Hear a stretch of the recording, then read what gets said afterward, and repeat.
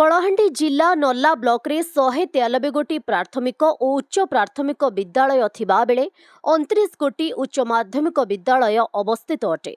मोट 222 गोटी विद्यालयर प्रथम रु दशम श्रेणी छात्र छात्री राज्य सरकार प्रति छात्र पिछा पोशाक और जोता बाबद को 1000 टंका लेखाए जोगाई देथांती।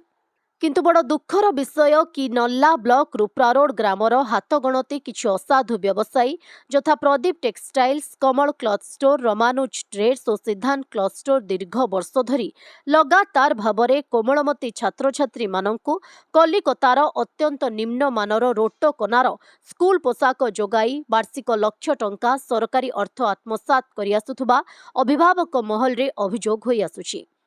किंतु समस्त अभियोग को विभागीय अधिकारी माने जानी शुणी नीरव द्रष्टा साजुछंती। कारण उक्त ठक व्यवसायी माने सीआरसीसी ठारू आरंभ करी राजनेता और पदस्थ अधिकारी मानंकु मोटा अंकर पीसी देई मुह बंद करुथुबा अभियोग होईछि एवं विभिन्न स्कूल को नमूना देवा समय ठीक ठाक मानर नमूना देउछंती। जोगाण समय सेही निम्नमानर पोशाक जोगाई दे 50 रु 60% अर्थ आत्मसात करी कोमलमती छात्र छात्री को शोषण करा जाउछि, जहाकि उक्त पोशाक व्यवहार योग्य नुहे बोली अभिभावक महल रे असंतोष प्रकाश पाइछि।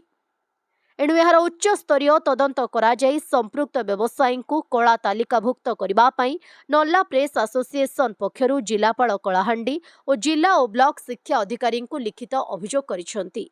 अभियोग परे जिलापाल एहार तदंत करी कार्यानुष्ठान ग्रहण कराजिबो बोली प्रकाश करिसेंती।